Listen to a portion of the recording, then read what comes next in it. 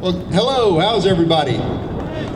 It's good to be in Louisville. I guess Phil left so I can tell him that the state auditor's office is the most important office this year in this election cycle.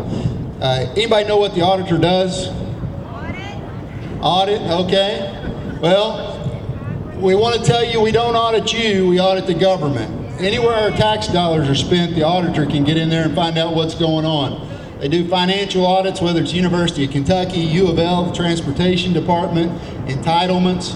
So anywhere our dollars are spent. And a little shocking thing that you might not know, and I know we're not Republicans and Democrats, but we haven't held this office in 40 years. A fiscal conservative has not been in here since Louis Nunn was governor.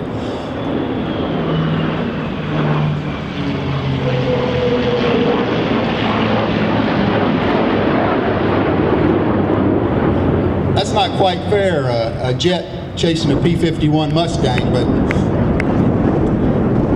So, we do financial audits. We track and see where our dollars are spent. The other thing we do is performance audits to make sure our government's performing well. Anybody think that's going on?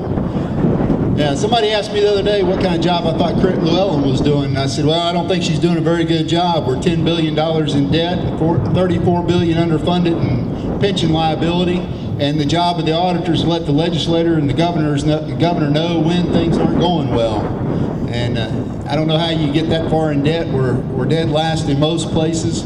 And, you know, if you were 25th or 26th, I think maybe we were just, a little bit incompetent. But when you're dead last in everything, some point I think it has to do with a lot of corruption. You have to work to be dead last, I do believe. So what we want to do is get in there and turn the auditor's office back on the government and shrink it down to size where we can carry the load that it's putting on us. I've been self-employed my entire life, and I tell people I've spent all those years trying to find ways around obstacles the government put in my path to keep me from earning a living and ironically paying taxes, which is what the government wants most from us.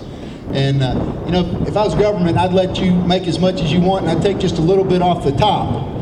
Oh, wait a minute, that's what Reagan did, and it worked. We've had 25, 30 years of prosperity because of that man. I think he held off what we're seeing now, and this was what we were going to get after Jimmy Carter had he not come along.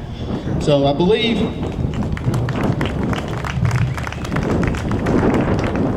one of the procedural things we want to do that will help us know where our tax dollars are going, put all our revenue and our expenditures online, use the power of the internet. So if you're sitting over in Jessamine County and you want to see what that bid on that bridge costs going to your house, you can get online, look that up. Anybody remember the airport board in Lexington? They had a little problem going to strip clubs with our tax dollars. Well, if we put every invoice online, you look on there and say, well, what's the airport board in Lexington doing going to Pure Gold Strip Club? You can say, hey, you guys need to look at this. So basically, any of us could become auditors of our tax dollars and help us keep an eye on these folks. I have a degree in psychology and one from sociology from UK. And the first thing they taught us was, as soon as people know they're being observed, their behavior changes.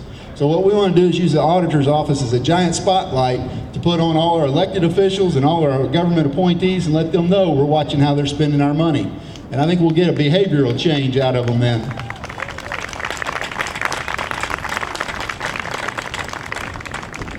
The other thing you need to know about the auditor's office, it was created in 1792 because the writers of the state constitution knew one day the government would get so large and so corrupt that you needed an independent office to hold it in check. And KRS 43.050 calls for the auditor to be independent of any administration, political party, disinterested in politics basically. And having never served in the government, having been in the private sector, squeezed a nickel trying to earn a living, I think that I'm qualified to be an independent auditor. I have no ties to any administration, and we're asking to be the guardian of your tax dollars. Now, one thing I know is that all our liberties are tied to our economic liberties. I've got a friend that goes to Detroit every week, works up there for General Dynamics, and they replayed Humvees and designed jet engines. And he says if you take two wrong turns in Detroit, you wind up in a neighborhood that used to be $300,000-$400,000 houses, 10 people living on that street. The rest of the houses are boarded up, things are stripped off of them. Those people cannot leave those houses because they've got a job in Detroit paying their mortgage, but they can't sell the house to take another job. And that's a prime example of how our economic liberties convey to all our other liberties. If we lose our economic liberties, we will have no other liberties. Everybody talks about the Second Amendment protecting our rights, but I do believe our economic liberties and our ability to self-sustain, create, and produce are the things that allow us to have all the other liberties that we enjoy. And with a government that's over-intrusive and into every inch of our life, we can't have our other liberties. We get 10% of our state budget from the federal government. And the reason that's important is because they put strings on that money that comes to us. They try to tell us how to live in Kentucky. Remember in the 70s when the speed limit had to be reduced to 55 or we lost our highway money? They do that to us. So our federal government takes our money, returns it to us with strings attached to it, and tells us how to live. If Kentucky is debt-free, we can tell the federal government no to Obamacare, no to the EPA, no to the Department of Education, because we do not need that money. So that's our goal, is a debt-free Kentucky. And we need to stand. Our founding fathers wanted each state to be an individual experiment. One state tries something that doesn't work, every state doesn't fail.